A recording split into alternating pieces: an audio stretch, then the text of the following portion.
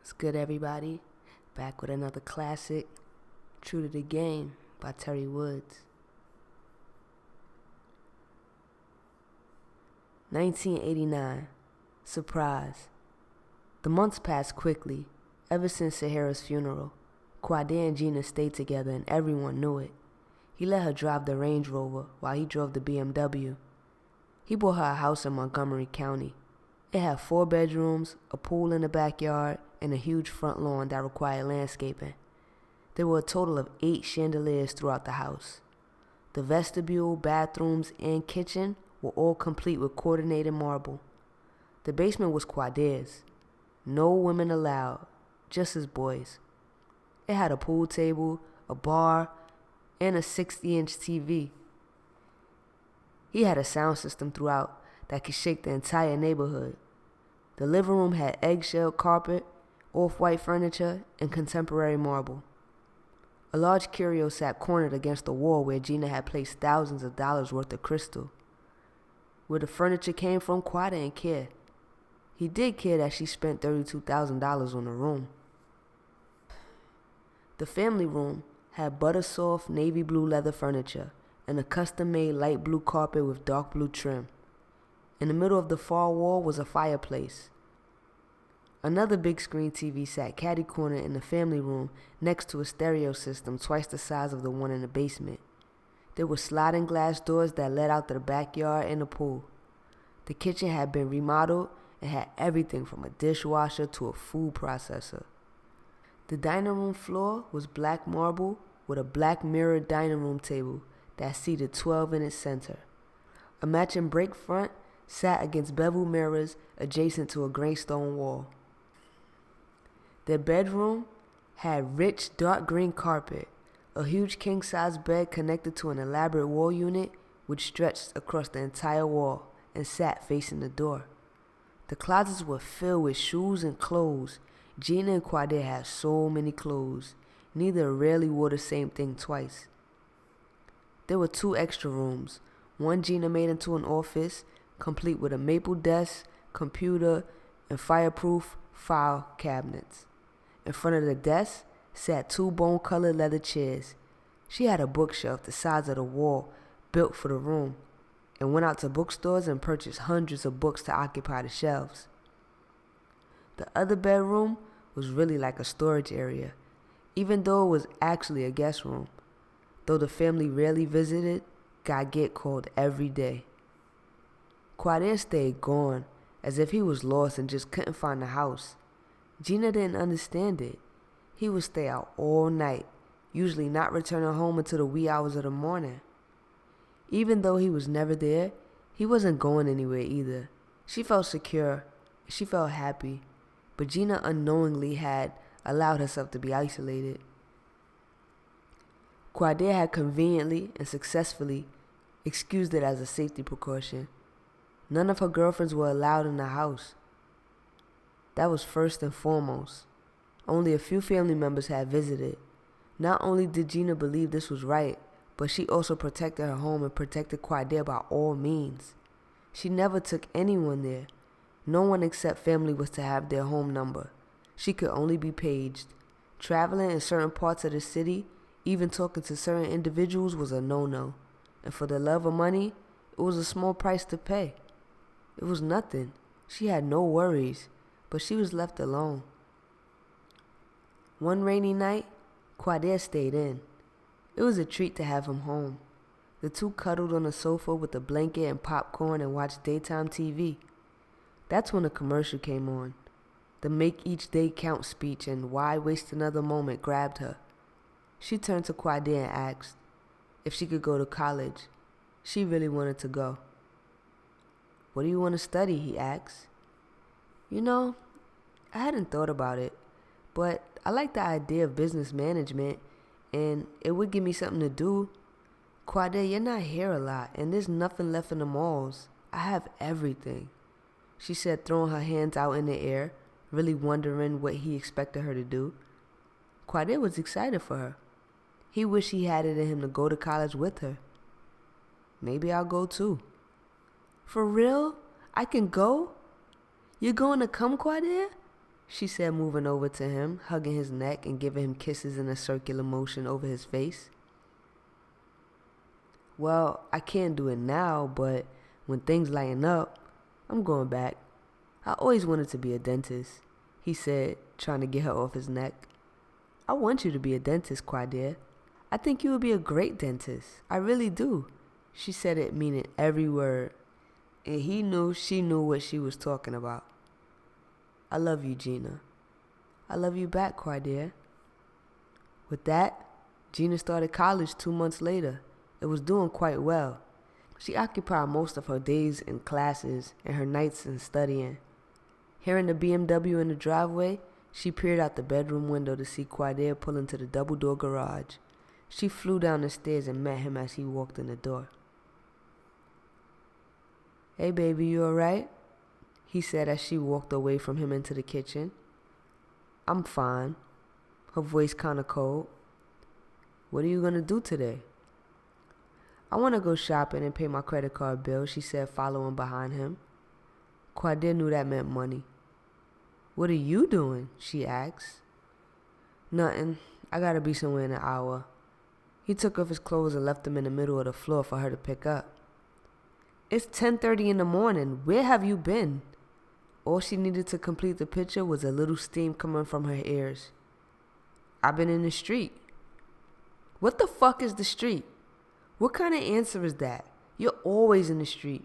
You never have any time to spend with me. You're never here anymore. Besides, you're always in the street. She stared him down, waiting for an answer. Gina, you know what I'm in the street doing. Hustling. Making money. You know, that green colored paper you love to spend so much of? Look at it, Gina. 10,000 for a dining room. Where's the chairs, Gina? You know they'll be delivered next week, Qua. Yeah, for an additional 8,000. 10,000 and no chairs. In the bedroom, $15,000. Gina, not to mention a living room no one can sit in because it's white. That was 30,000 right there. Our living room is someone's house. Your fucking wardrobe and jewelry is 20 working motherfuckers' salary per year. You got a problem with me because I'm in the streets? Don't you think I want to come home? But what the fuck? When I do, I got to hear a whole bunch of bullshit. I can't even get my dick sucked because you're too busy using your mouth to ask me stupid questions like, where have I been all night? He stopped to catch his breath, and she just stood there, looking at him. He definitely needs some pussy, she thought to herself. He acted as if she were the one with the problem and not him. Finally, he calmed down and gave in a little bit. I got a surprise for you. Meet me here at 6. He handed her a piece of paper with an address on it. From there, nothing more was said about the hours he was keeping. Gina went downstairs and Quadir went into the kitchen. As usual, Gina had made his breakfast and sat his plate in the microwave. When he was done eating, she followed him back upstairs to ask him for some more money. She felt bad after hearing his speech about all the money she had spent. If he started hollering again, she was going to tell him forget it and just walk away. As she walked into the room, he was on the phone saying, "You what?" When he looked up and saw her, he just hung up the phone. Who was that? Nobody, he said with a stupid-looking smile on his face. Quadir, please. It was Ra. She knew he was lying. She could tell. His beeper went off, and he picked it up immediately and turned it to vibrate mode, but he didn't call back the number. It vibrated again, but Gina couldn't hear it. I need some money. What's new? Quadir, is there someone else? No, Gina. Why would you ask me a question like that? Do you got someone else? Of course not. It's just that you don't spend any time with me. I come into rooms and you hang up on people. What's that? Gina, that is not true. We go to Atlantic City almost every week and we go out to dinner at least 4 or 5 times a week. Hell, you starve a nigga to death, so we gotta go. Sometimes I really think you don't love me. Come here. Gina's fingers busily removed his clothes. Qua kissed her mouth and kissed nipples that reached for his lips in the promise of deep pleasure. He touched her with his wonderful knowing fingers, becoming more excited with every moan that escaped her lips. She made him hold still while she worked her knees to the floor. She took him into her mouth and sucked up and down on the fleshy instrument God had provided him. Clenching his teeth to prevent himself from exploding too soon, Quadir picked her up with great strength and pinned her against the wall. She was so wet and so hot, he hadn't seen her this passionate in months. He was taking every advantage he could of her. He knew she was an undercover freak and would do the mailman if he wasn't on his job. He turned her around so her back was to him, and she faced the wall and in a standing position, put his thing down.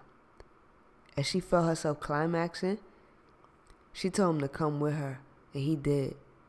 Releasing, as she basked in a heady state of shimmering pleasure, he whispered, "I love you."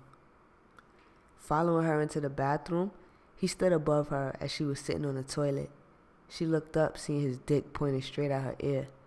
"I missed you too," she said, as he lifted her onto the bathroom counter. Wanting every inch of him inside her, she spread her legs open and let him in. He held her thighs so tight as he attempted to push his body and soul into her, all the while whispering in her ear, "It's all about you, Gina. All about you." Holding on the counter's edge, she felt his body shudder, giving up the demon, releasing what seemed like a life force. How could she doubt him after a shot like that? He is in the street. He'll never cheat. He loves me, Gina thought. Finally able to move, Qua helped her off the counter, re-entered the bedroom and turned on the CD player. After they showered and dressed, Quadir went downstairs. She knew he was going to the safe. She didn't know the combination. He wouldn't tell her. In a few minutes, he returned and placed 3 stacks of money on the bed. "You gonna meet me at 6, right?" "Yeah. How much is there?" She couldn't take her eyes off the piles of bills in front of her. What bag would she use to carry all that cash? 7 or 8,000? Quadir was ready to go. "I'm taking the Jeep. I'll see you later." She was holding out a piece of paper, which he pocketed and then kissed her goodbye. He got as far as the Jeep before curiosity got him. Lying still. I'm lying still and I sense you're there, your fingers all over, touching everywhere. I feel your strength, I feel you inside. You're taking me someplace insanity's high. On top of me now, you feel big and strong. You're making me open and you're taking control. The deeper you're able, the deeper you'll go, 'cause you have the power and I can't say no. Giving me all and everything that you've got. I feel you inside me, so warm and so hot. I'm lying still now, I'm sweating and wet. It's 4:30 a.m. and you're not home yet. Where are you? What are you doing? And who are you with? Qua turned the key in the ignition and went to work happy. Gina called Tracy to see if she wanted to go with her to the mall. She and Tracy had become good friends since Sahara passing. The girls talked for a few minutes before Gina left to pick her up.